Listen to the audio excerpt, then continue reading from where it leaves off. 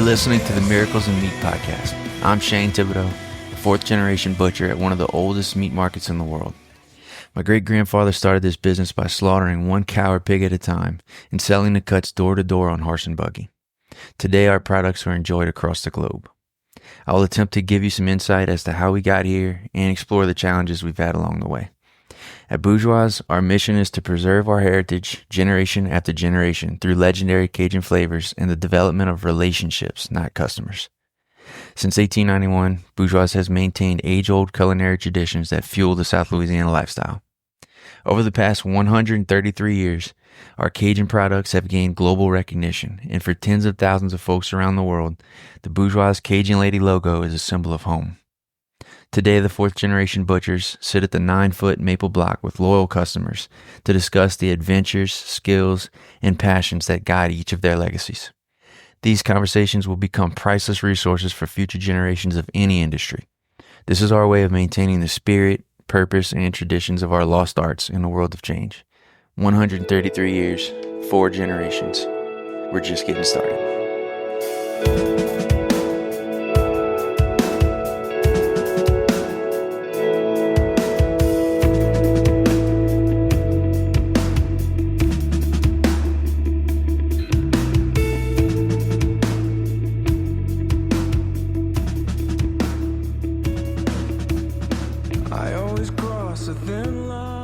Okay, this is episode 13. Today I have Noah Lirette with Bayou Terrebonne Distillers. I'm going to read you something from their website. If you click on their About Us section on their website, it says who we are. Located on historic downtown Homa's waterfront, Bayou Terrebonne Distillers is a family-owned marsh roots company founded on the belief that honest joy is distilled from hard work and earned victories, both big and small. Our purpose is to preserve an illicit family tradition along with the unique culture of the Bayou region. Bayou Terrebonne Distillers is operated by the great-grandsons of a local moonshining legend and has been legal since 2019. So their great-grandmother, her name was Lily.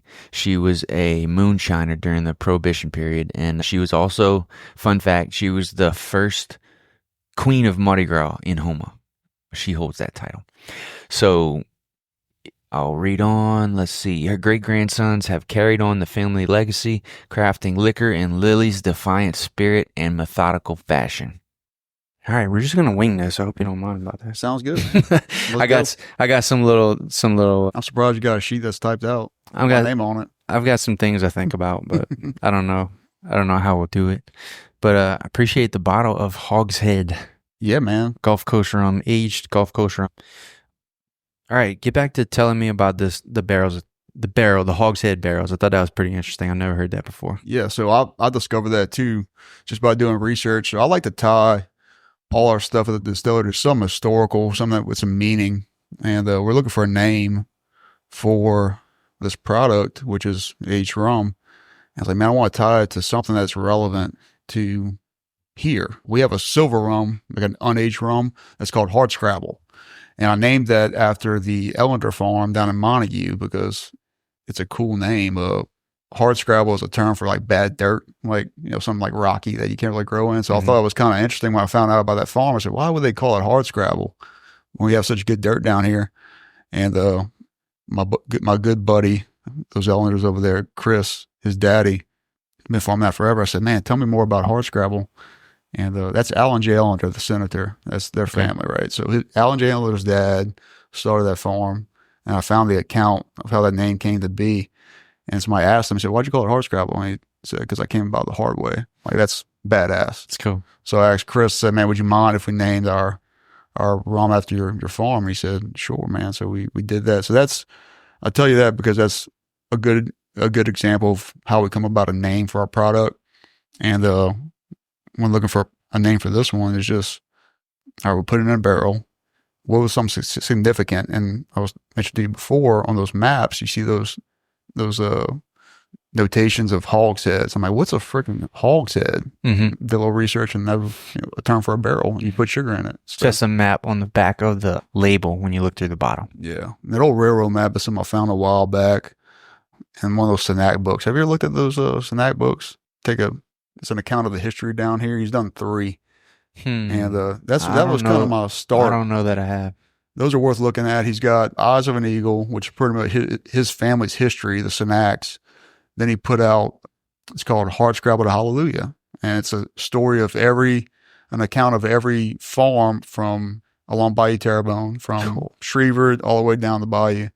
And Hardscrabble was one. And that's kind of where I kind of learned about it too. But those are excellent books if you want to know a little bit about our history here, which is a great history. And we talked about before we got on air about what, about passion and this podcast. And for me, passion is history. I love our local history and kind of learning where we came from. I'm ninth generation Lirette in South Louisiana. And ever since I found out my origins, it's been kind of my passion to understand that, why we're here, how we've been doing, and kind of our lineage. And that's definitely tied to Bayou Terrebonne. Which way did y'all come? We came from France. Lirettes are not true Cajuns. They're Frenchmen. The first Lirette was Jean-Pierre Lirette, and he married a exiled Acadian girl that was displaced from Nova Scotia. They brought her back to France, a little town called Nantes in France, and he was a son of a captain who did the ferrying, taking the Acadians to France, and they met. At that time, Acadians were eligible for a Spanish land grant to settle in Louisiana because at the time, Spain owned Louisiana, but they were having a lot of issues with squatters and people, kind of just English people, Americans, kind of squatting on Spanish land, and they wanted some people to kind of settle the land for them. So they figured, why not give it to these Acadians who have nothing? So it was like kind of a two birds, one stone deal because all these Acadians were on pretty much welfare on the French government. So Jean-Pierre met a little girl, Marie Durenberg. They married. They took a boat over, ended up in Donaldsonville first, and then made their way down to Terrebonne and had a little Spanish land grant for 564 acres around Bayou Cane, and that's how we got here. One Lirette. That's cool, man. Yeah. And we'll get into your grandmother or your great grandmother? Great grandma. We'll get into her story here in a little bit. But why the interest in the history and I don't know, man. I mean, in general? I just like old stuff. I think that you can learn a lot from history. I think people don't really change as the times change. And if you learn more about your history, you can kind of get a better idea where you're going. And I mean, that's an old adage, but I do believe that's true. And particularly for me, it was easy for me to trace my history because I'm just a pretty much French guy, Acadian French guy, that I can trace my roots back pretty easily. It's just a straight line. So just the ease of it allowed me to get into it, and truly starting the distillery kind of accelerated that because there was so much cool old stuff in that building. So like what would you have? So Bayou Terrebonne Distillers the building was owned by Bloom and Bergeron Dry Shrimp Company. They were started back in 1911, and they kept everything. So when we bought the building from them, me and my two cousins, there was just so much stuff that they actually they cut us a check because they're like, man, we feel bad for leaving all this stuff behind that you have to deal with. I had no problem with it because it was just fascinating. Old letters, documents, pictures, and really shrimp stuff, everything. But which is a fascinating bit. I love to talk about that too because people don't realize how cool of a business that is. Bloom and Bergeron, they're still in business today. Where they move? They moved to the corner of Van and Industrial Boulevard. They built a building because they just needed more room. But they built that building way back when. And they do international, worldwide business, and nobody really knows that. They were actually the first business to do international seafood trade going out of America in the country. They actually had the exclusive right to deal dried shrimp into China. Jeez. And what's cool is that I learned all those stories by just talking to those folks, man. Mr. Skippy Bloom, he's still around. He's a good old man. And I'll go visit before we bought the place. I go visit every week, and he'd tell me a new story. And I just learned more and more about Terrebonne. So you had your eyes on that place for a while before you bought? Or was it in your face, call it now? It was just like I didn't know it was for sale. It was just one of those deals. I kind of heard I was looking for buildings for the distillery, and I I wanted a cool building. I didn't want just a office warehouse metal Well, of building. course, everyone wants a cool building. Yeah. So I started looking downtown and had my eye on another building that kind of fell through and got word that the Blooms would be interested in selling their building at some point. So I just went knock on the door and told them what I wanted to do. And they said, come on in, man, let's talk. And we chatted and they didn't agree to sell it. They didn't agree to sell it for a while. I was dating them. I would go and visit with them and they'd tell me another story. So it's just one of those things that kind of happened. Tell me more about shrimp. Tell me more about shrimp. And that's cool. They weren't shy, you know? And at the end of it, they're like, well, I understand what you're trying to do. You know, they built the place. They weren't really eager. It's a lot like bourgeois. Any young guys in the family? Yeah. In theirs? They passed it down. Got my age, Zach Bloom. He's running the show now, and just a great family business that you know, they wanted to see that building be active and have a good business in it. And couldn't imagine passing this building down to another business, right? Exactly. And if you did, it'd be a long vetting process. Right. That's what it was, man. But got to meet the parents and everything, you know? Just like y'all, there's so many cool old family businesses around here that a lot of people don't understand the history, and just a great story to tell, man. Bloom and Badger. If you ever want to talk to some cool people, those guys are pretty awesome, for sure. And so, what else is cool about that building to you? I've been in it. And I know what's cool about it to me. Well, what's the key features that when you saw it, you knew you needed it? Well, when we first went in it, there's really, when you look at it from outside, there's not much to look at. Just a old tin building. When you walk in, at least when I walked in the first time, it wasn't super apparent that it was, you know, too historical, because they did a lot of renovations over the years. Had a lot of drop ceilings and rooms. So anybody hasn't been in. So when you bought it, there was drop ceiling? Drop ceilings, a lot of interior rooms. You couldn't really see what you can see now, which is really open. Right. But the one room that had a lot of historical stuff left in it was the office, which was the only room originally built out. Everything else was open.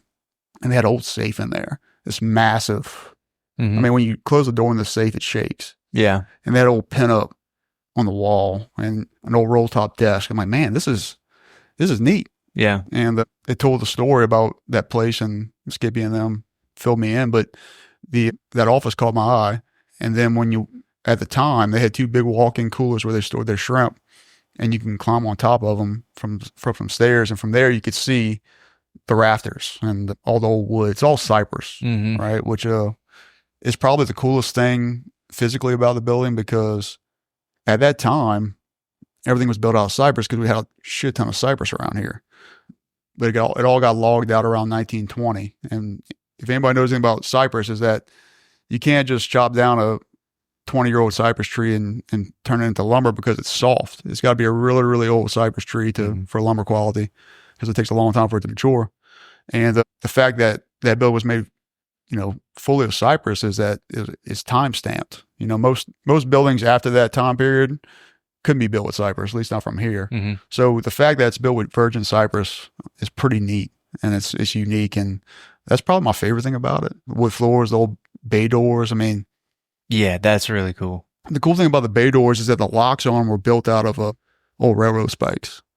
They built them themselves, and a lot of just cool little just nuances about that building that make it unique that you really can't replicate. You know. And I guess let's do it now. Let's get into why the moonshine business. Moonshine business.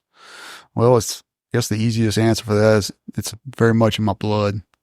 So when I was a younger lad, I'm getting old now, about 18 years ago, I guess, me and my cousin Rodney and my power man Mark Lirette, we started playing around with this old copper pot still that he had in his house that I heard stories about my whole life, but really didn't know too much about. So this is a little 6-gallon copper pot, looks like a milk jug, old-timey milk jug. And it belonged to my great-grandmother, Lily LaBeouf Lirette. She married into the Lirettes. And she made moonshine during Prohibition. That was her deal. She had 13 kids, and that was just her thing to put. And she made money off of it, right? She helped put food on the table. My family like a lot of families here, come from a line of, farmers, sharecroppers, really, not really too wealthy or anything like that. And if you have any type of person like that in your lineage, they most likely made moonshine during the days when it was illegal because it was just an easy way to put a little extra money in the jar. And that's what she did, man. She made moonshine. The neat thing about her, besides her just being really canaille, you know what that means, just wily, is that she was our town's first Mardi Gras queen. So she was the first queen of Mardi Gras in Houma back in 1916. So she said. I got pictures to prove it. All right. Pictures to prove it. Mr. Tico the Planus, the father of Mardi Gras, named her the first Mardi Gras queen. And the route back then was not the route we have today for Mardi Gras. It was in Bayou Cane. And it just went down. They had horse-drawn floats with Spanish moss and palmettos and wildflowers. And you have some pictures of that? That's really cool. That was in those Snack books, actually. And she was the first queen. And that's back when she was 16. And she met my great grandfather Henri, and they had a family. They worked a farm, and she made moonshine. She taught our kids how to do it. Do you know how she learned? I don't know. It ain't hard. A lot of people think that distilling is complicated, but it's really not. Yeah, it's just heating. Well, she didn't have YouTube. She didn't have YouTube. That's for sure. But I'm sure she learned it from some old timers, man. I mean, I think that that's another reason why I love history so much, is because you can learn a lot from folks, right? Especially the older folks. And how similar is this to what she made, you think? I expect that. Did she make bourbon? Did she do just, how was it done back then? So probably didn't make any bourbon. I would imagine she made a lot of things that she had readily available to her on the farm. So probably a lot of brandy. Brandy's made from fruit. So they had fruit trees, they had satsuma trees, just like a lot of people have. So I imagine she made a lot of brandy.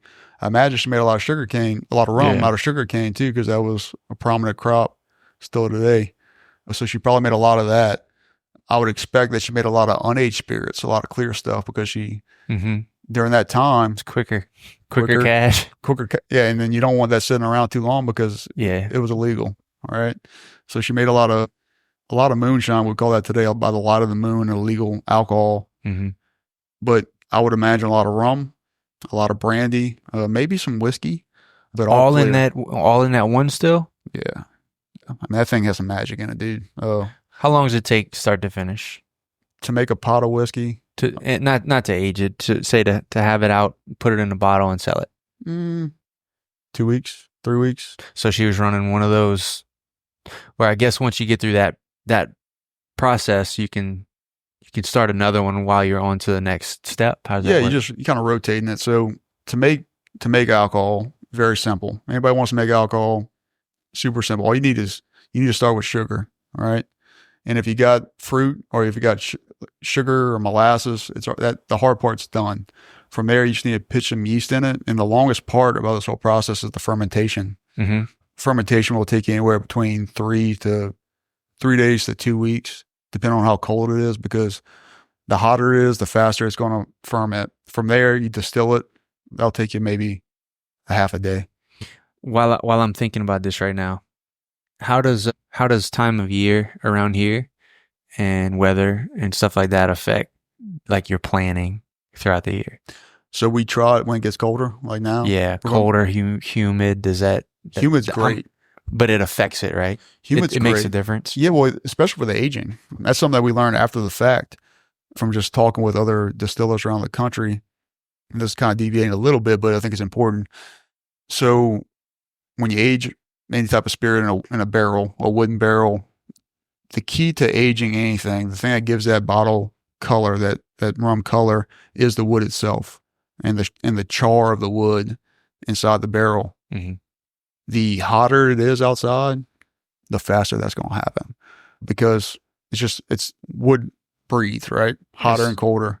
Yeah. So when you have a hot and it's going to get colder it's going to get colder, or it's going to cool down at night when the sun goes down, and that barrel is just expanding all day in that heat.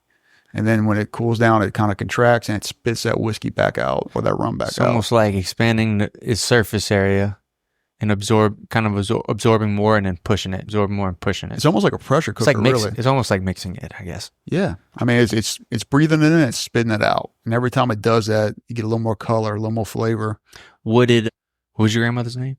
Lily. Yeah. What did she barrel in? I don't think she barreled at all. Just straight in jars, Just straight. mason jars, I guess. In fact, or whatever she could find. So we used to have, my grandpa was the last person to have a garden on that little Spanish land grant I was telling you about, where we settled down. And he was tilling up his garden one time and he hit a couple jars of that moonshine that she buried. Oh, that's cool. Yeah. And that's what's on the map. Gotcha. Yeah, that's on the map. I know now. Yeah. All right. So there's more. She has more somewhere. That was the cool thing. I mean, without her stories, we wouldn't have started this place because right. The finding moonshine buried in the garden. We had an uncle that Mr. Russell, man. He was my grandpa's cousin. We just called him Uncle Russell. And he would tell us stories before he passed about if you dug up Bayou Terrebonne across from your papa's farm, you find so many mason jars back there in that bayou. Because sometimes you had to dump it, and hearing those stories, like, man, that is neat. Without those stories from Lily, we wouldn't be here today because it wouldn't be worth anything. At the end of the day, that's rum, but what it really is for us is a conduit to tell that story. Sure. It's the same as this place. Yeah. People like the beef jerky and it's good and it's awesome and they like the boudin, but that's not really it. That's not really it. It's the place. It's like, it's something that lives. It's just. Yeah. And you can't explain it. And it's cool to see. It's cool to see employees that have been here for years start to get it. Like this, you could just see, like you can feel it on them. You can see, like you get it now. It's not really this. It's not about that. It's good stuff. It's good, and we'll do it the same. But that's not really why. People want something cool. I think so. I don't know. I mean, people definitely buy things for price and all that crap. But I truly believe, at least me, I like things with a story. I like things that mean something.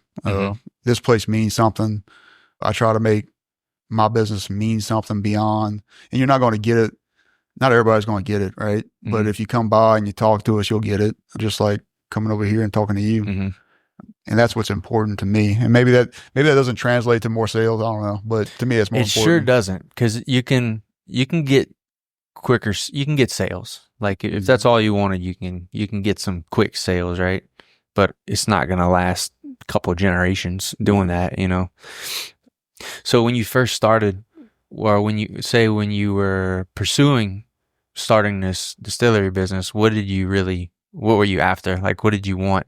Did you want to make the best bourbon? Did you just want to tell a story and carry on the tradition? Did you want, to kind of start your own name in your family? What was like that maybe first motivation, or the most important motivation? Motivation was to keep the story going. Truly. I mean, we didn't know we wanted to make bourbon. I mean, I like bourbon. That's why we made it first. There was an opportunity at the time to be the first Louisiana bourbon because we don't grow a ton of corn here. Grow a lot of sugar cane. What was Pelche doing? So when I was working on my business plan for this, which was what year? They came out with the first bourbon in 2012. They opened up in 2008. And when were you planning? So I started working on this business plan when I was still in school at LSU in 2011. Okay. And at the time, Donner and Pelche were the third registered distillery in the state. Now we got a couple dozen, maybe even a few dozen now. But at the time, they were one of the first. And they were making rum. They had the vodka. They had gin. They didn't come out with a whiskey yet. And by the time that I had my business plan ready to go, they came out with LA1 whiskey. So in the planning phase, you knew that there was a chance you could have, if you get everything together, you could have that first bourbon. Yeah. Yeah. Okay. Yeah, that was. And then they dropped their bourbon. Yeah. Yeah. I was like, well, shit, there goes my opportunity to have the first Louisiana made whiskey. Well, actually, we still had the first Louisiana bourbon, but they had the first Louisiana whiskey because LA1 isn't technically bourbon. Because of barreling process or what's in it? A few things. All What right, makes a bourbon? so to be a bourbon, you got to be 51% corn. It's got to be aged in a brand new charred oak barrel, American charred oak barrel. It's got to be bottled at or above 80 proof, and it's got to be barreled at or below 125 proof. The thing that disqualified LA1 whiskey as a bourbon was the barrel entry proof. They had some of their barrels they put in at 130. As an error? Or they No, wouldn't no, they no. wouldn't they didn't care about I it? think they did that on purpose because they wanted to distinguish themselves. They didn't want to get boxed into a bourbon because if you look, Okay. if you taste LA1, it's a very unique whiskey, and it doesn't really taste like a bourbon. It's got a lot of rye in it. It's got chocolate malted barley. It's got a lot of stuff going on, and I think they didn't want to box themselves into bourbon. I like bourbon. I like the sweet notes of bourbon. I like that caramel toffee finish. I thought there was an opportunity to do bourbon. How old were you when you made your first batch of whatever you made? Shoot. So First batch of hooch. is your dad the one who taught you? No. I taught myself, man. Really? From YouTube, actually. Yeah, man. Just like mama, huh? Man. So that still, my great grandma still was in my parents' house on a coffee table as like just a conversation piece. And that show Moonshiners came out on Discovery Channel at that time, around 2010, I guess, whatever. And I was like, it just, captivated the nation. So it's like, hey, Power, does that still work, you think? Or what do you think? It was clean it up. Let's find out. So I took it home, cleaned it up, got all shiny, and Googled a recipe, how to make moonshine. Yeah. Found something, and we just started playing around. And I take all that back with me to my buddies up at college and sold some. I drank a lot of it. It was terrible. Absolutely terrible. And how many years after that until you had something that tasted pretty good? It didn't take too long, man. We figured it out. So we got pretty fancy ways of measuring alcohol content and temperature nowadays. But what we used to do, me and my parent back in the day in the shed, is it would come out the spout, right? And we would take it, a little spoon, and we'd light it on fire.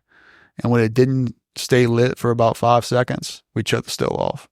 Because when you're distilling, the first thing, water distills at 212 degrees or condensates, whatever, at 212. Ethanol, which is what that is, comes off at 170. All right. So you got that from 170 to 212, you're cooking ethanol. And once you get to 212, all the alcohol is out of the mash. There's a balance point in there where you want to make a good cut so your alcohol doesn't taste too bad, because the lower your alcohol content gets and the higher your water content comes out, you distill it, it starts kind of tasting kind of funky. So you got to kind of find that balance, and we determined that balance was to be at the point where you couldn't light it for 5 seconds. Now, which isn't a measurement. It's not really a measurement. It's like an art, right? It's a feel, right? And yeah. That's the cool thing about distilling too, is that there's a lot of art to it, a lot of subjectivity. Every distillery makes their own cuts in their own way. You got to taste it. I mean, I used to tell people that's why I have to drink whiskey at 7 a.m, man, because I would start my stills at 5 and have to taste it and figure out where we're at. But there's an art to it for sure. It's fun, man. It's one of those old timey. I mean, I guess a lot like the butcher business is. It's one of those things that it's an old profession, which I love that. Right? Nowadays, everything's so technical, and you make your living in a lot of different ways, but there's not too many ways to make a living doing something really old. Where are you getting your materials, ingredients from? You getting corn from where? That's one of the things we're most proud of. So this little gold sticker on here, that's from the Department of Ag, and to get that gold sticker, 80% of the ingredients have to come from Louisiana, which is very convenient for us because our first product that we made, Contraband, which is our clear corn whiskey, is a corn whiskey. And to be corn whiskey, it has to be 80% corn. To be a certified Louisiana product, 80% of your ingredients have to come from Louisiana. So we found a place in Alexandria that had certified Louisiana corn, concocted a grain bill of 82% corn, 18% malted barley, and ran with it. So the majority of our ingredients for our whiskey comes from Louisiana, 82% of it, but 100% of our rum ingredients come from Louisiana. I'm trying to find something to show you.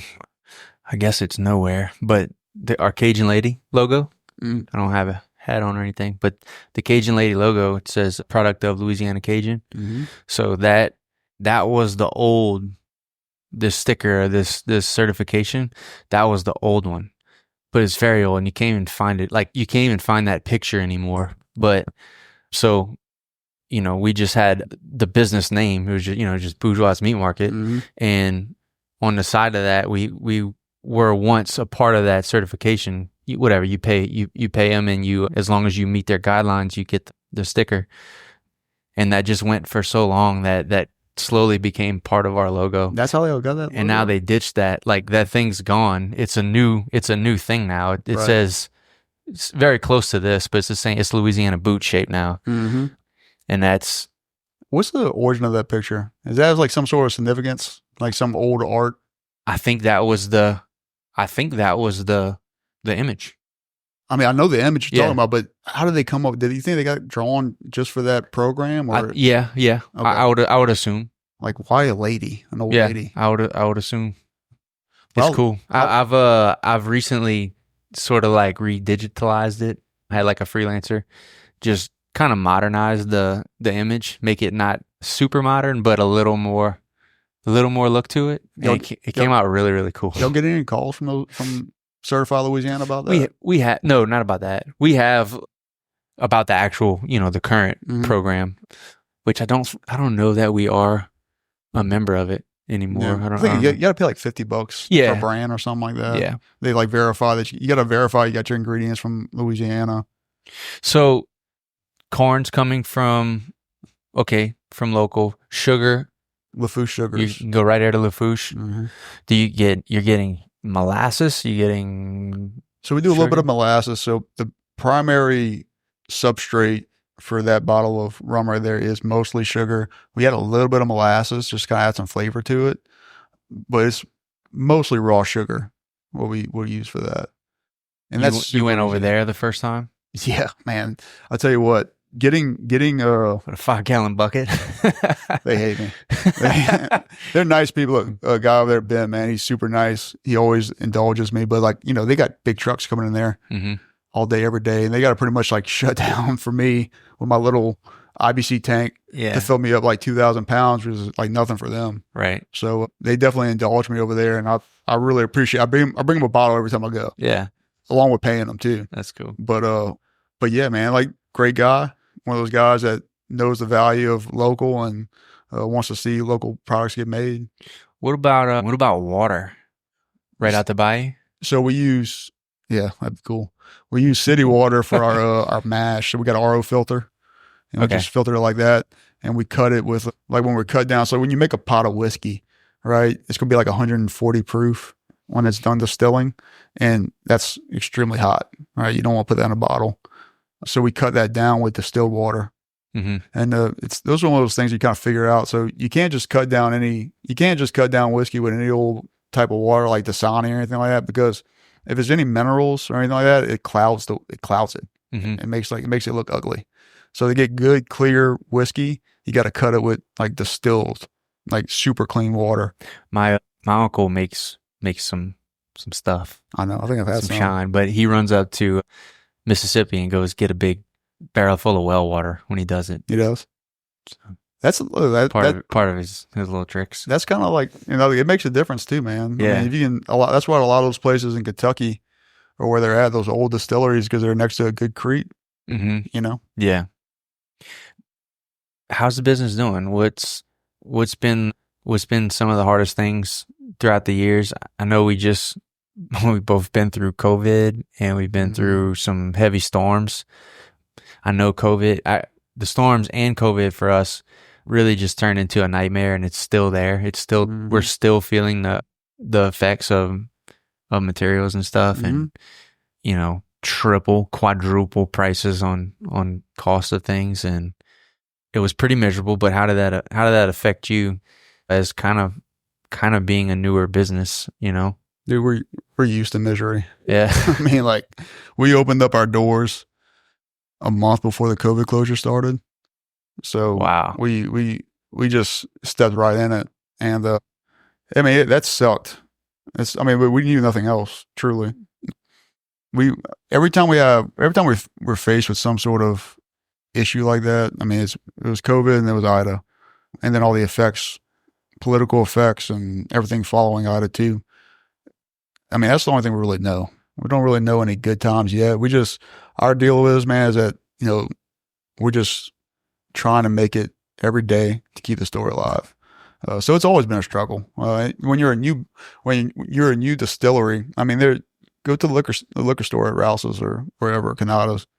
There's 100 different bottles of whiskey on the shelf, and you got to distinguish yourself some way from all those different bottles. And we're not going to be able to compete on a low cost strategy, right? We got to differentiate our product with a story. I mean, if you look at that bottle, we got wax, we got a really cool label, we got the map on the inside. All those things are the things we do to kind of separate ourselves. So it's a battle every day, man. You're always battling to make somebody figure out that your product is worth buying for a few dollars more than, a bottle of Jack Daniels or Tito's. So it's always a struggle, man, but that's all good. And it's tough, especially in tough times when penny pinching is kind of important. Yeah. Like you said, everything's expensive, man. It hasn't stopped rising. I mean, my first barrel I bought was $155. Last time I bought a barrel was same barrel with $265.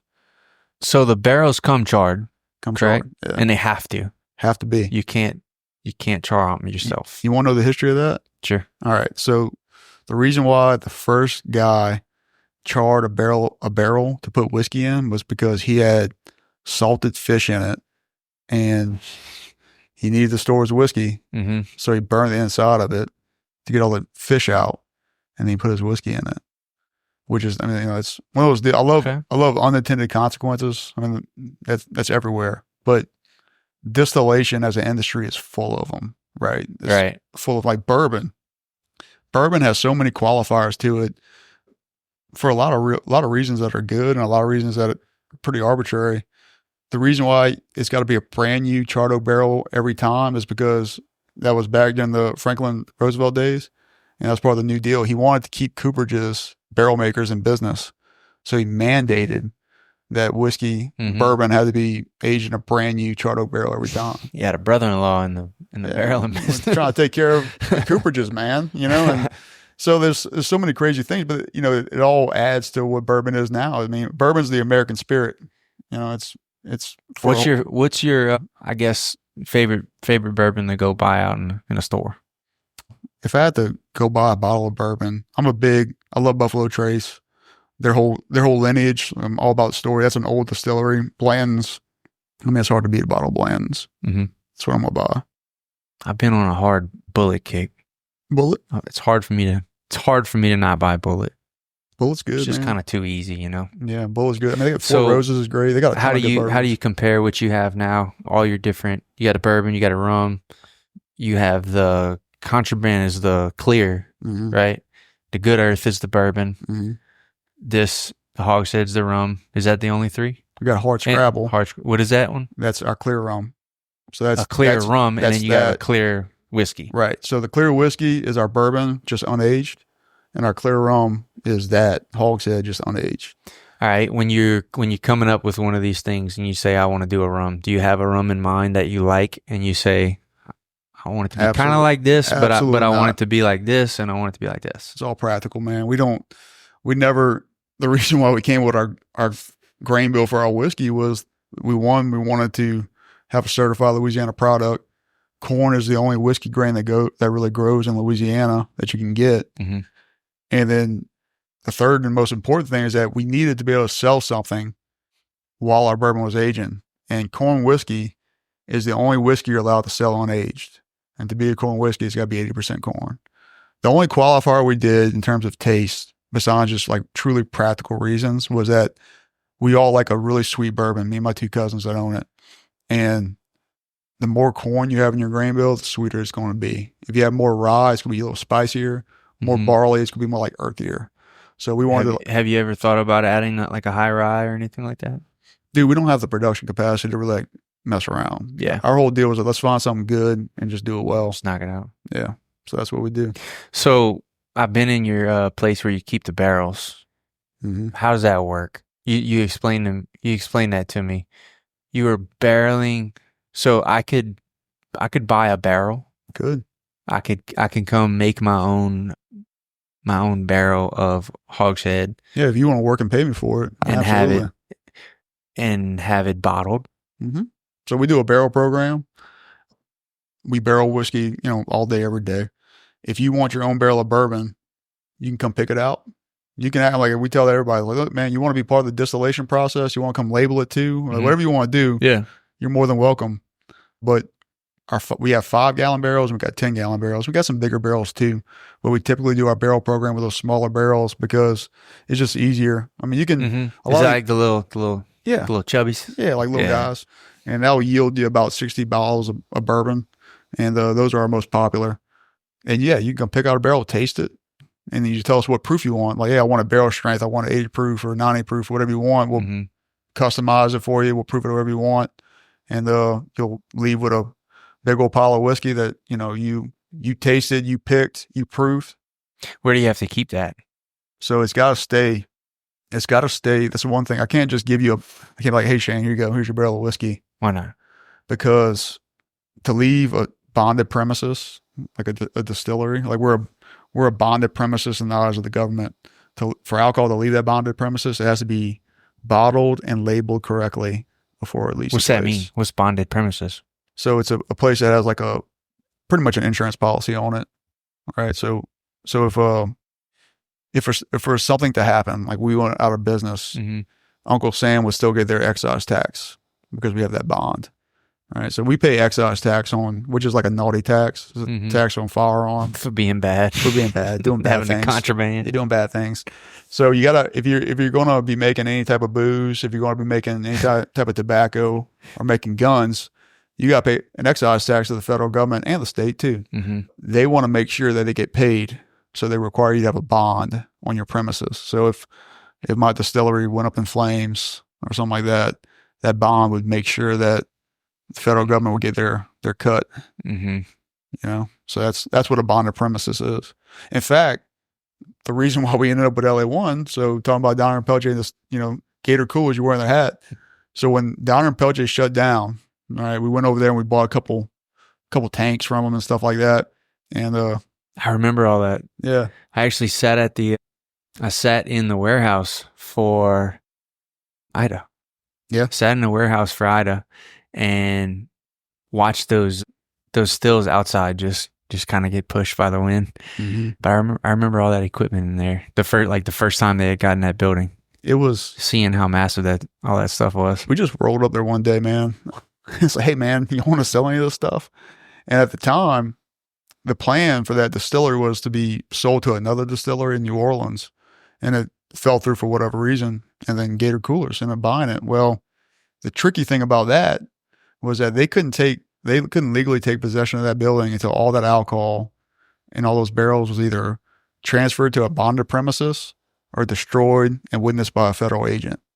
So they called us and said, hey, y'all want some of this whiskey? And we made a deal with them and worked out. But we so they'd have to come destroy it. Yeah, it has to be. You'd have to like the old timey days when like the agents would come and hit the barrels with a hammer and ruin it and spill it. Yeah, down the drain. So either that or send it to another distillery. That's crazy. And they actually do that. They do that. That's the only, you have to. You got to destroy it. I mean, you can put stuff in it. So like they think they're in a movie or something. Oh, I'm sure ATC agents are crazy, man. But you can destroy whiskey in other ways. So fun fact about the whole COVID hand sanitizer days. You remember those? Whenever distillers were making hand sanitizer. You made some. We did too. I got some of yours. And we did I think man. I still have it. We had to do something. I still have it here. But so when that first started, it was like a mad dash because, everything was shut down and distilleries were considered. God, I didn't make toilet paper, did you? No. You missed out. Definitely missed out. You really missed out. But you can make, hand sanitizer is just alcohol. So obviously we can make it and we're considered an essential business. So early on, started making this hand sanitizer all across the country and folks were getting in trouble because like underage kids were drinking it. Getting really sick because the other thing that goes in hand sanitizer besides alcohol is glycol. And glycol keeps your hands from getting dry. So folks are drinking this hand sanitizer and just getting extremely sick, getting nasty. So they figured out, like, all right, chill out. The government's like, all right, y'all make hand sanitizer. You got to add a bittering agent to it. So you can't drink it. So you like, not only can't you drink it, but if you ingest it, you're going to throw up immediately. So we got some of this bittering agent, and like, man, we had like 55 gallons just full with alcohol. And all you had to do was put like maybe and they made a quick dime off of that. We did. Just like Roosevelt. We made it's funny, man. So at one point we were selling hand sanitizer back to the state for $80 a gallon for hand sanitizer. And I felt that was justified because, you know, when they rob us blind everywhere we go. Man, so y'all are heavy with regulations, I'm assuming. What was that like, just getting like final approvals to open up a distillery? That seems like it'd be a daunting task. Massive barrier to entry. We just did, I did all the paperwork for it, was to sell the alcohol in Gray. It's a lot. And we don't have a drinking on premise permit, you know, just selling bottles. And it was a bit. It's a lot. It was a bit too much, you know. So I can't imagine if you're trying to open up a business to make it. It's really the initial hurdle. After that, it's pretty much government as usual, just kind of lackadaisical, and they check in on you every now and then. Mm-hmm. We got to do reports. I mean, you do have to keep a pretty tight log of all your alcohol on the premises. We got to submit that every month to the state and to the TTB, the federal agency. So you got to do your reporting, but by far the initial hurdle is the worst, and that's kind of a good thing too, because it keeps a lot of people out, to be honest. The reason why breweries took off faster than distilleries is just less front end permitting, right? Yeah. Just because it's a lower proof alcohol. But yeah, a lot of stuff on the front end. I remember the first time we came getting inspected by our TTB agent to get started, to get our manufacturer's license. So we're manufacturers, is what we are. We manufacture high content alcohol. And she had a German accent. It was crazy. And she told us, you're getting into the most highly regulated industry there is. I'm like, no, man, we didn't know that, but thanks for letting us know. And then she proceeded to tell us, it was funny because in order to get your manufacturer's license from the state or from the federal government and the state, you got to secure a place, right? You can't just make it in your house and sell it, right? You have to have like a facility, right? So it says, have a facility, have your equipment, all that kind of stuff. So we bought a place, we bought a building, we had all our equipment. We called in the lady from the TTB to come inspect and give us our permit. And she goes, I can't give you a permit like this. So why not? We made a commitment. We bought a building. We have our stills. And she goes, well, you don't have sheetrock on that wall right there. Mm-hmm. And it was just, we were in the process of building out. So I said, all right, if I get sheetrock on that wall and take a picture of it, will you give us our permit? She's like, yeah. So we did it real quick and sent her a picture, and there we go. But truly arbitrary, and the federal government will just dick you around, man. Yeah. Yeah, we've got a long history here too with regulations. Well, y'all are grandfathered in a lot, right? So tell me about that. Like, what's it like starting a new something like that? What's that like, man? Because I heard, we did the boucherie, and the lady out there in Raceland, man. I mean, her slaughterhouse is like old timey. Like Verdance? Yeah. Yeah. All right. She's great and does a great job, but she told me that the reason why, she hasn't been bothered too much is that, she's grandfathered. So what's that like? What is that? I think they just mess with you less. They're less likely to put their foot down on things or send people, I guess. Mm-hmm. I mean, that building had to be it's by the book. And if we were to just want to duplicate this over there, we couldn't. We couldn't do our game plan in this building over there. I'm sure this tastes different here than in a new place, right? Or no? You'd be surprised that you couldn't tell which one came from where. Really? Yeah, it's the same guys making it. The same guys that were making it over here just went over there. I don't want to believe that. I want to believe that it's something to do with the old smokehouse. I do too. 100 years of smoke in there has given the flavor of it. I do too, but we're good at what we do. But yeah, think about all the meat markets back then, just like all the I'm sure all the people making moonshine back then, every time they put a regulation down, it knocks off some of them. Some of them figure out a way around it, but it knocks off some of them. Same thing with the meat inspection acts and all of this stuff. That's why we had to stop doing blood boudin back in the day, Really? because they didn't like the way it was unsanitary the way the blood was being caught at slaughter. So my grandpa was like pretty instrumental in writing back and forth to those agents and coming up with basically presenting, well, what if we do this? No. Well, what if we do this? Until something bit, and they kind of changed the regulations and laxed up a little bit and gave a specific procedure, and that's how it's done now. And so it allows us to make blood boudin again. But a lot of businesses had other things going on just like that they had to stop doing and had to shut down. Luckily we didn't have to shut down when we had to stop making blood boudin. We still had other things, but Y'all sell a lot of that still? yeah, we do. Yeah. We make a good bit. It's good, man. I mean, It's really good. People are afraid to taste it, but once they do, I can't imagine any guy that likes boudin, likes all-get cheese. I can't imagine him eating it and saying he doesn't like it. dude, when y'all are doing that, you remember, I think it was the second or third butchery, whenever y'all decided to move the table from the back To the street. Yeah. Dude, the people that gathered around and watched y'all doing that, that was so cool. It was cool. A lot of people came on the table and helped either debone or bundle. That was pretty cool. Yeah. That was neat. But just seeing y'all do that, man, I got a picture of Dot on my phone still of him. He's mixing the blood boudin. And I was taking a picture of him. He goes, wait. And he put his hand in it and he smeared it on his face. He goes, now take a picture. Oh, yeah. Wildcat. He had a good time with that, man. So, yeah, you don't only use that building to make whiskey in. It's much more than that now.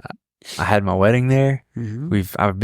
I've been there for multiple events. Was that a foresight thing? Was that No. just you got tired of people asking for things and you said, let's do it? Or how did all that come to be? Man, that was, all necessity too, making a buck. We, like I said earlier, we wanted a cool old place for our cool old story. And then, we found this beautiful place with all this history and all these cool things that were left. We preserved it. We displayed a lot of history, and that attracted a lot of people that thought it was beautiful too. And we started getting people like, hey, can we have an event here? Like, yeah, man, pay me. Sure we can, and that became something that was just one of those deals that we didn't see coming, but it's been an aspect of our business that's been very rewarding because we get to share in a lot of cool events in people's lives, like your wedding. Mm-hmm. Believe it or not, probably our most popular event is baby showers.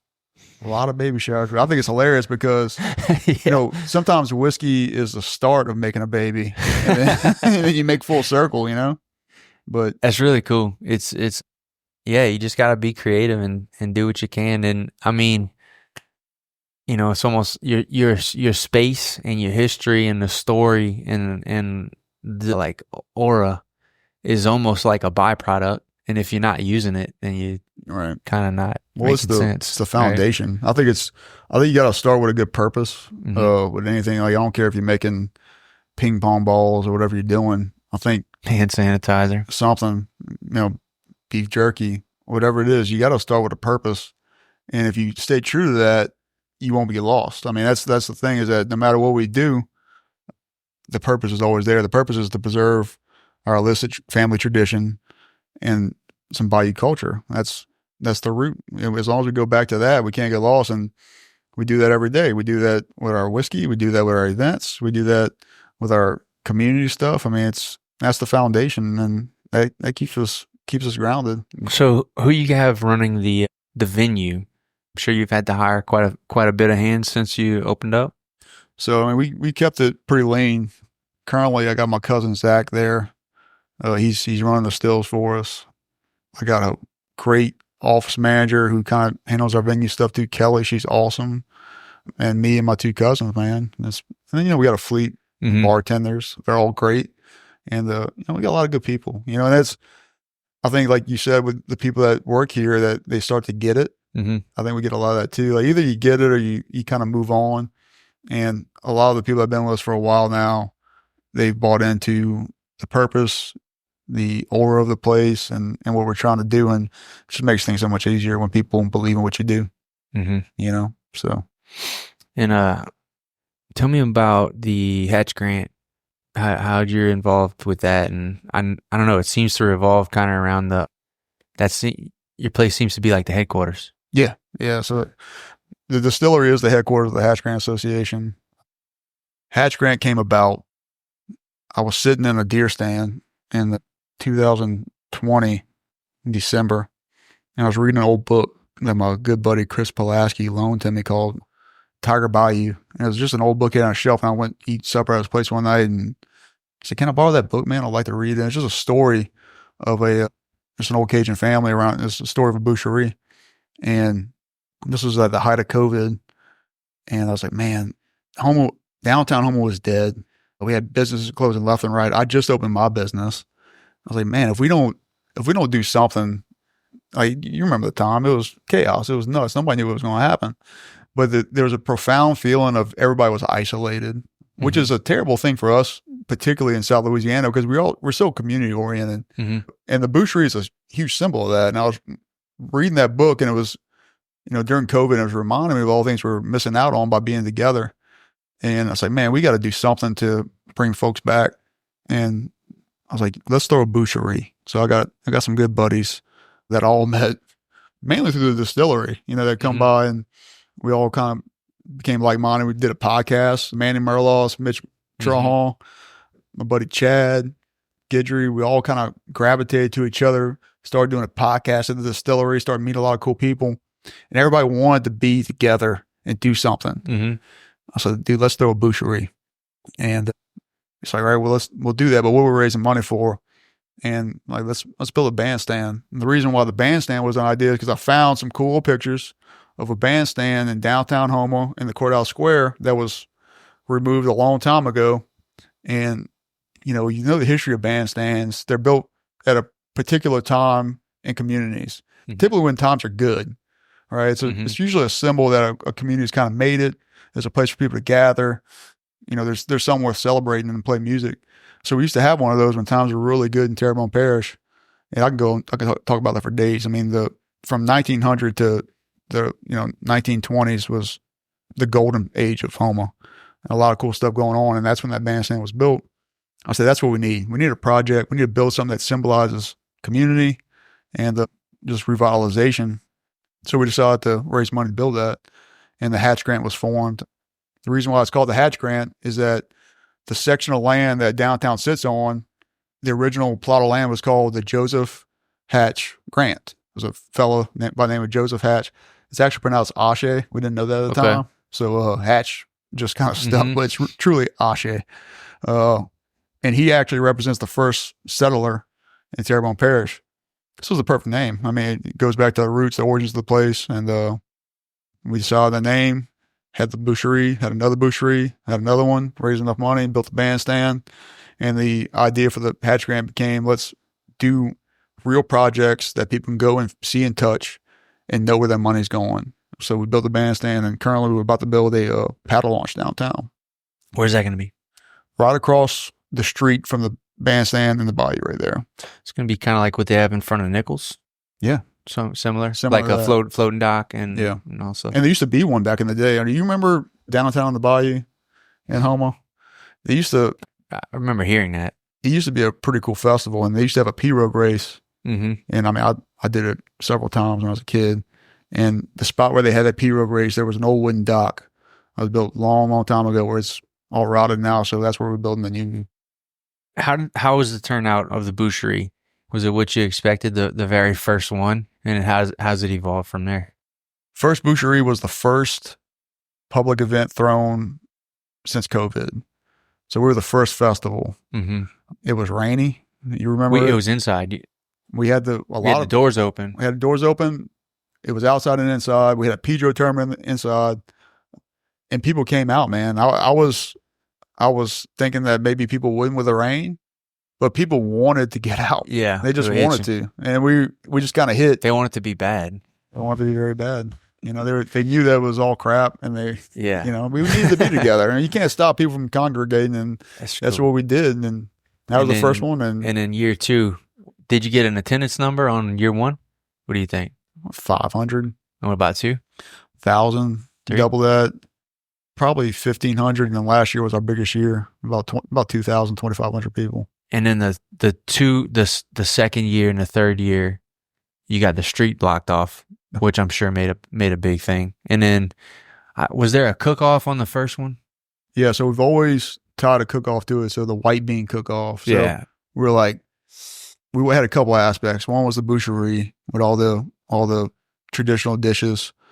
2 was the white bean cook-off. It's like, what goes good with pork? Let's do white beans. Nobody does a white bean cook-off. Mhm. Did that. And then the third was the Cajun Olympics, which kind of harkened back to those downtown in the Bayou festivals where you had competitions, the P-Road race, where you got chicken chase, you got catch a chicken fast, duck call contest, 20-penny nail drive. So just, I mean, I don't know about you, but I don't really like just to sit around and listen to music. Like, Mhm. I like it, don't get me wrong, Right. but I do like things to do when I'm out. Task based. Yeah. So and that became good fanfare too. Watching somebody chase a chicken or race a P-Road. You know, the last boucherie we had the parish president, the sheriff, the chief of police, and then my daddy in that race. My daddy beat everybody, which is pretty cool. But I mean, you should have seen the people just Right. cheering that on and watching. That's very cool. And people want that kind of stuff, man. Music's great, but if you can put together some cool events too, that's something we kind of figured out with our festival is that, you know, a lot of people do music, a lot of people do cook-offs, but if you can get some things that are interesting and do something different. What's your vision in the future for that? That block, that city block, what are you thinking is you're just trying to flood the streets of Houma? My vision for the 10th boucherie would be for Main Street to be closed off from the courthouse square to the distillery and just nothing but cooking trailers on either side. And people doing everything you can think of from boudin, hogshead cheese, griots, gratons, everything, multiple. I mean, you ever heard of Hogs for a Cause in New Orleans? It's a massive pork cook-off, but it's pretty much just barbecue pork. But I want that, but I want boucherie dishes. Okay. As far as you can see down Main Street. We're on the way. That's the goal. You're on the way. That's it, man. Just So- one more year. That's all. Yeah, And it's then crazy. the next year. and It's then our the fifth next one, year. man. Fifth one's coming up March 26th. Man, I'll never forget the very first email I got from you asking to go make boudin over there. And we all thought you were crazy. Why? Because we were like, he wants to make it there? You have to make it there? God, can we make it here? You have no idea how toned down my vision got by the time I started talking to you because I wanted to kill everything there. And I want to do the whole thing there. And dude, you should Now, have seen Donald might people. have been up for that, actually. He might have been all ears. People were so concerned, man. Like, you cannot kill a pig in the streets. Watch. Like, watch me, dude. I was like, we're going to kill it. And then, but again, we just didn't have enough time. I mean, that was the thing. Is like, well, it would be awesome Yeah. and it'd be true, but there's just not enough time to kill it, clean it. So I missed this, but 2 weeks ago, Bo and Donald, Bo's a part of, or his kids are a part of the Troops of St. George. You know about that? It's like a sort of like a boys outdoor Catholic outdoor group. They take them camping, do outdoor activities. Well, Bo and Donald took them to the property and slaughtered a cow at our barn and let all the boys participate and That's what we need. skin the cow out. And then That's what we need. they all brought it back over here and processed it up. So then each family got their little box of processed, Oh, that's awesome. their little meat box. But So when y'all do that, that was the first time ever. That was just a kind of quick pop-up event. I think they had about 12 families. well, Something I got like a 3-year-old boy that I would love to send to that. Yeah. Yes. But yeah, things like that. There's not many people doing things like that, you know? You got to pass it on, man. Yeah. Yeah, the boucherie was something cool. The first year we did it on the back porch. We did the full cook, right? Yeah, we brought the pot out there. We cooked it on site. We lit it in the morning. Your old grinder, man. That We old brought- grinder y'all had? Yeah, we brought the old grinder. We brought a little mini stuffer, Mhm. and we made boudin right there in the building, just like we do here, and then bundled it up and brought it over to the guys cooking, and they threw the links on the grill. Mm-hmm. And then the next year, I think after we already started, we decided to take the whole situation and bring it out in the middle of the street because I had the street blocked off. Mm-hmm. legally this time, I think. Mm-hmm. And so we put the table right there, right in the middle of the street, and just big mess of 300 pounds of Remember, pork it on was top. either you or Bo came up to me with a very serious face, like we're moving the table to the front of the street. I'm like, Yeah. don't let me stop you, man. Yeah. No, it was really cool. Yeah. And it gets people engaged. You get people walking by and like Yeah. that shock factor, like what the hell? Well, people don't see it nowadays, man. And like, I'm sure you're a big proponent of knowing where your food comes from, Sure. what you do. And a lot of people don't. And to see it, it's fascinating. Yeah. right? That's why we'll never get rid of this right here. We did this. I don't know how often you go to Gray, but the vision for Gray was to, as close as we can. If you walk through this door, you're looking at the old market. So black countertop, 2 jerky blocks, saw, table, door. Y'all have done a great job with that place. We tried. It looks new and it doesn't look worn in yet, but the key elements are there. And that's important to us to have, freaking love walking a cow out on your shoulder and slapping on the table, and they got some little kids there. They're like, what is this? Mhm. And it's not too uncommon for me to grab a kid and take them in the cooler. Like, you interested? Come see. Hop over. Like, and it's cool to see kids that you've been doing, buddy Brandon Akin, his boys have been coming in here since they were 3. Like, I remember when they, you bring one of them in, can barely walk, picking them up over the counter, going, take them in there. And now the dude's like about to be driving, like that's really cool. And he's still coming in with his dad. I got memories, dude, of when I was a boy coming to this place during alligator season with my daddy. And that's the first thing my dad ever took me to do besides fishing. But in terms of hunting or trapping, he'd take me to fish alligators. When I was about 4, he started taking me. And we'd come here and we'd get a pack of beef jerky, and y'all would give us some like scraps to bait hooks. Mm-hmm.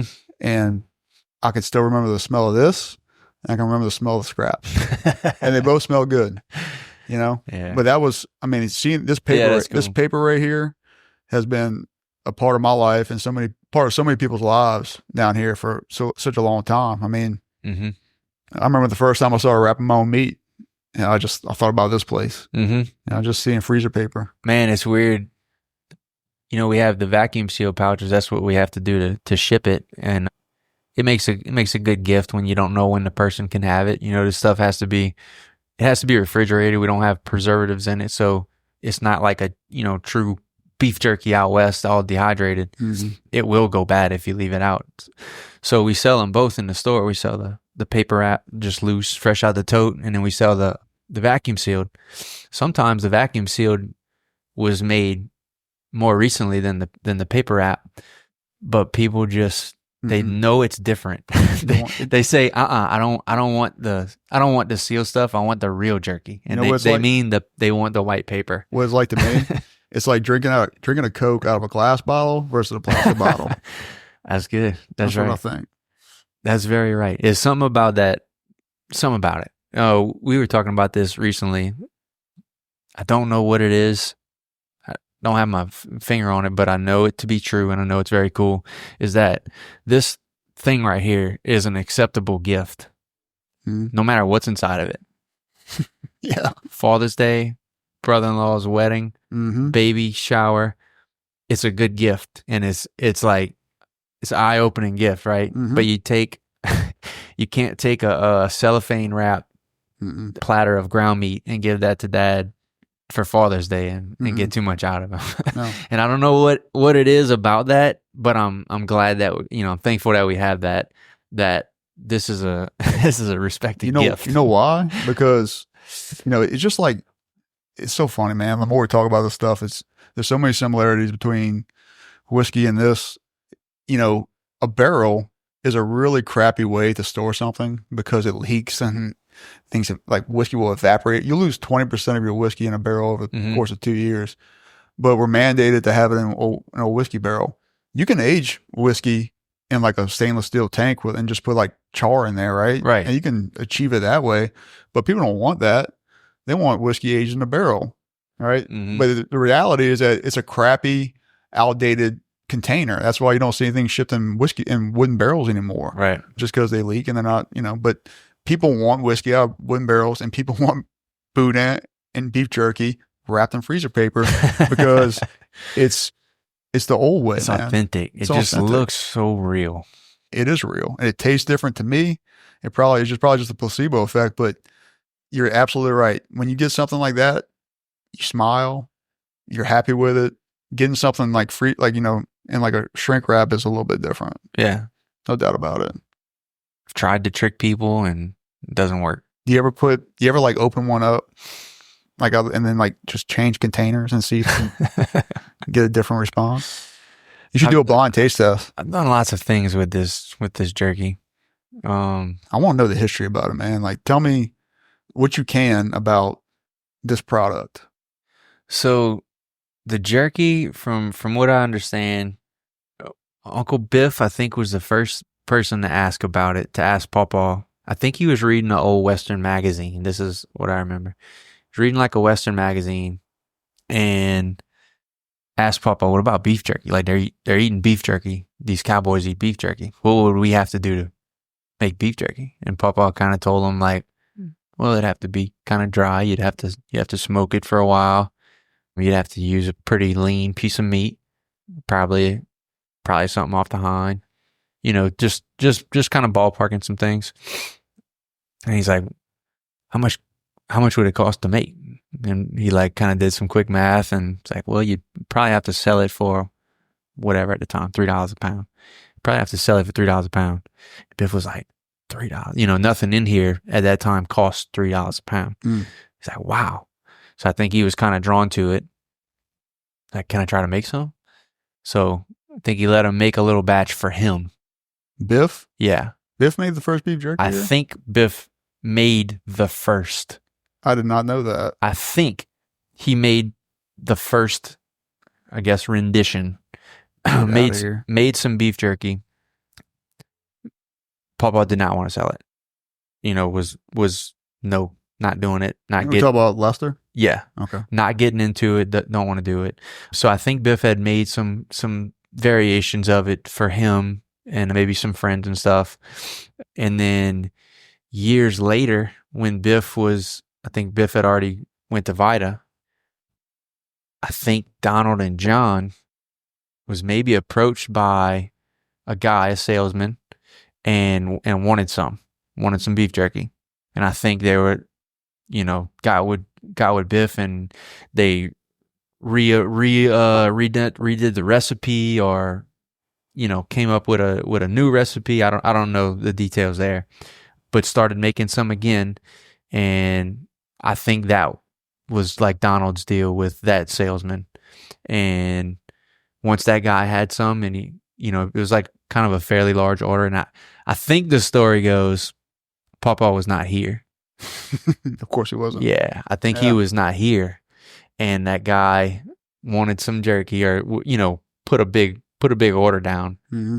And I think Donald made it, and give me another order next week, and another order next week, and another order next week. And it just blew up, So I think the first person to make some was Biff, by way of Pawpaw, by his knowledge, Right. I don't think he ever made it. I don't think Pawpaw ever made it, but he knew what you would have to do to make it. He just assumed no one around here would pay for that, That's just like those, we talk like those unintended consequences, man, that shape places. Like, my great grandma making moonshine just cause, now Bayou Terrebonne Distillers is here, Biff making beef jerky, and this becoming like, not the most famous thing. Maybe it is, but definitely a staple of bourgeois meat market that your Pawpaw was not happy a fan of. No. And like, like the history of Tabasco and how that kind of came about. So Avery Island was a southern farm. And after the Civil War, the husband of one of the girls that was the heirs was living there, and he was a banker that lost his job to some like carpetbaggers, and he had nothing to do, so he just made like pepper sauce, and he was just like a bum at his father-in-law's house, and he just made pepper sauce at Avery Island, and that became Tabasco. Just one of those things that one of those offshoots that you weren't expecting to go anywhere, and bam, beef jerky, Tabasco. Mm-hmm. Man, that's cool. That's That's neat. I did not. Next time I see Biff, man, I'll have to ask him. I'd like to know what the first, I like to eat some like Biff to have- beef jerky. like to have been there for the first couple tries, Yeah. It's probably terrible. So a couple years, I don't know, a lot of years ago, I guess, me and Bo went to a processing expo where they have equipment and stuff. This is when we were planning to open up the new place. So we were looking at saws and grinders and all that stuff. And we went to a seminar, and the seminar was on pet treats. It was all meat processor expo, but the seminar was on pet treats. So we went, and we were just, didn't have much to do. So we went sitting there, and, the guy opens with, like, if you're not in the pet industry at all, you're throwing away a lot of money. So he's like, let's start talking about what are you throwing away and how can it be used? And just some examples, like, here's this meat market, they were doing this, whatever. So we left there with the idea to start, every morning we throw shoulders on the table, debone them, take the bones, throw them in the trash. We did that for as long as I can ever remember. We've always gotten bone-in stuff. It's harder that way, but it's better that way. Mm-hmm. So we get bone in, throw away the bone, boom. So on the way back from that seminar, we were like, all right, let's try it. We're going to throw some salt on the bones, throw them in the smoker with the sausage that's already in there. Just throw it, we're going to throw it underneath the sausage. And now we can't keep up. So what does the salt do? Just cures it. Okay. Cures the meat. Smoking things with no salt doesn't work. It'll rot. So you have to put salt on a bone too, though? Yeah, well, when we, not super clean, Okay. it'll have some bits of meat on it, but that meat will rot if we didn't salt it. So Okay. literally what we're throwing into the trash, we're throwing in a little pan, sprinkle a little salt, throw it on the smoker. No extra work. And we're selling the bones. And once we told Papa that, once it got once it caught on, and we were like, oh crap, like now we have to remember to smoke the bones, like, or we'll be out. And that was such a weird thing, but we told Papa one day, we did some math. We're like, Pa, how many shoulders y'all used to bone like per week? How many bones y'all throwing away per week? So we showed, like, you did that for about 70 years. Let me show you what that. He said, boy, y'all ought to go to jail. They ought to put y'all right in jail. That sounds like a pawpaw response. Yep. But yeah, things like that, those little unplanned circumstances. Those are the best, man. Yeah. That's where the store's at. Yeah. You've got a growing family. What's that like right now with work, and how's the balance of work and home life? Yeah. Stuff. So I got a little boy that's 3, Jack. I got my baby girl. She's just turned 1, Jessie. And then I have my stepdaughter, Julia, my wife, Natalie, who's the sister of Brody. Mm-hmm. And I met Natalie right when I started the distillery. Actually met her while I was giving away moonshine. And we started our story right when I started the story of Bayou Terrebonne Distillers, and our family grew with it. And it's a lot, man. It's 30s are a time in your life where you're just running and gunning, I think. Mm-hmm. Kind of what it feels like. You just don't stop. And, that's pretty much it. Also, I work for the government now. Saw that. Terrebonne. So I do that. I do the distillery, and then I, try to be a family man too. So it's a lot, but definitely a rich life. Mm-hmm. I'd rather be pressed for time and have not enough time today than to have idle time. Do miss hunting and fishing like I used to. Not too much time for that anymore, but yeah, I went really hard on the hunting for a while and fishing. Yeah. And like this year, I hadn't been on stand yet. Hadn't pulled back my bow in probably over a year, and that bothered me. Yeah. Before I just wouldn't have gone that long without not doing it. Before family and pre-family, that was my life, man. Just I spent 2-3 years renovating that old building for the distillery, and that was my whole life. For that, I didn't really hunt, fish too much during that time, but before that, that's all I did. It's cool though that wouldn't really work, right? Like that wasn't because you have something so clear, and you have a drive that's so high for this to accomplish this whatever. That stuff isn't work. Passion. So if you keep that, it's going to change over the years. It's not always going to be the same thing. It's not always going to be this isn't always going to excite you, you know? Right. The Hatch Grant stuff isn't always going to excite you, but it's being able to go around and check those boxes and come back to them this year and give this your all, you know, and then set somebody else up to learn it and then move and give this your all, you know.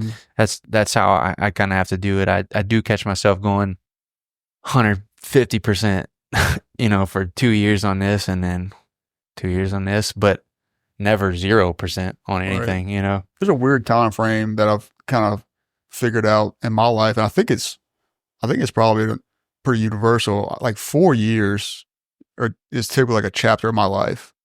And I don't know if that has something to do with like school, you know, 4 years of college, 4 years.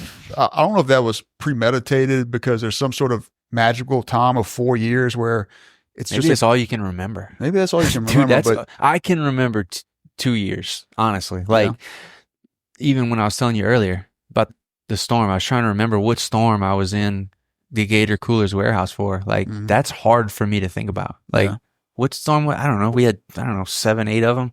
What year was that? Could have been 18, could have been 21. Like, those are all just so, like, those all just went for me. I think that, you know, you definitely start kind of getting bored. I start getting bored with something after a period of time. I love just chasing something I can get engrossed in. When I was renovating that building, I mean, dude, I did that. I lost like 30 pounds. There was no AC in that place. I was sweating my ass off all day. Yep. I was there from sun up to sundown into the night, learning how to do woodwork, learning just construction and just trying to figure it out because I had to. I mean, I had to make it work. But I put my whole heart and soul into renovating that building. And I mean, I loved it. Right. I loved it. It was hard. It was taxing, physical health, mental health, everything. Right. But those are the things that I long for in life, is finding something I can get lost in that. I'm still lost in trying to, you know, make Terrebonne a better place to live. That's kind of my thing I'm in now, is, you know, from the distillery and from trying to preserve my family name and my family story to how do we preserve and make attractive Terrebonne's story, because it's a great story.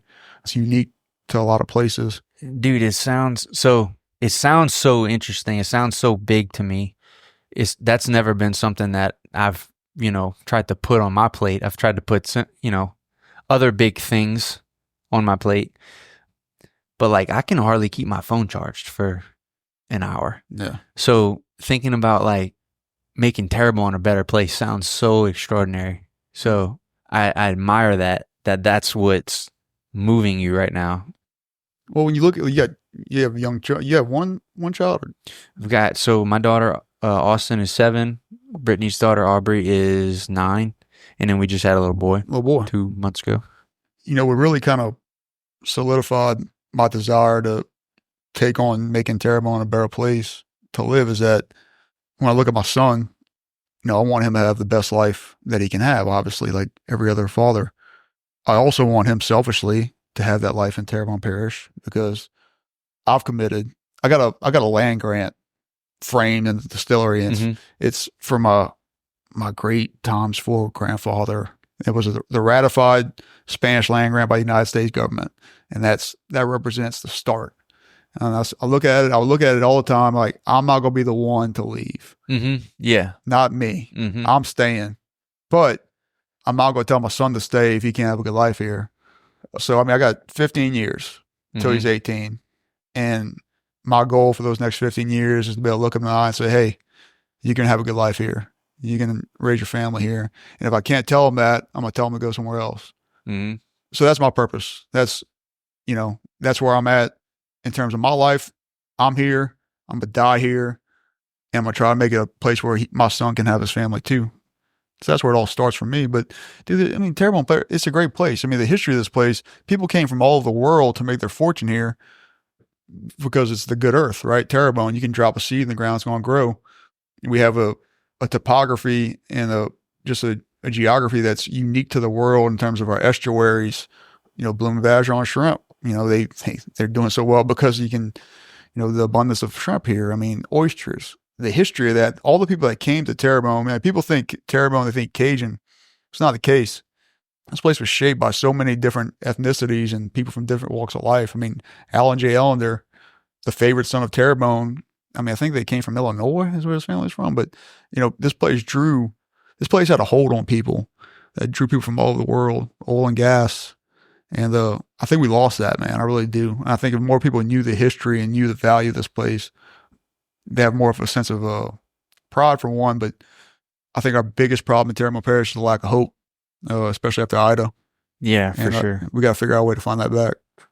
Well, I think you're helping. I don't know if I'm helping or not, man. I'm giving it a try. Can't say you didn't try. Can't say I didn't try, man. That's it. Same thing with y'all, man. I mean, I'm sure there's days where you could probably do something a lot easier to make a living.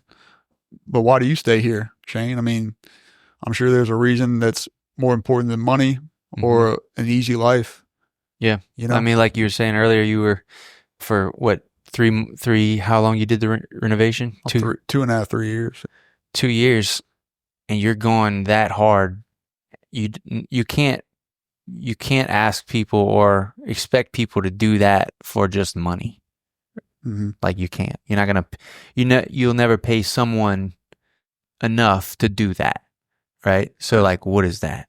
Where does it come from? What is it? Who has it? When did they get it? How did they get it? Everybody has that in them. I think it's just a matter of finding your purpose. Yeah. I think that's what it all comes down. And like purpose. Once you have the purpose, all the other stuff is just ancillary, right? The money, you'll figure out a way to make money as long as you get that purpose. I think when people truly get down is when they, have no purpose, and then they'd be making a lot of money. It doesn't make them happy. That's when you start turning to other things that aren't good for you. But I think that's by and far. I mean, I'm 30. How are you? 34. I'm 37, and we're both still young men. But I think that's been my biggest revelation from having a family and having kids and starting a business is that seek what matters, seek what drives you and what's important to you, and everything else will figure itself out. It's good, man. This is awesome. I enjoyed it, dude. Absolutely. Is that for me? That's for you. Hell yeah. You're a good guy. Plenty more where that came from. I know that's right. I'm glad I wasn't in cellophane. Yeah. I would never do that to you. All right, dude. This is awesome. Let's have some drinks at the place one day. Absolutely, bro. Yeah. Thanks. Thanks for having me.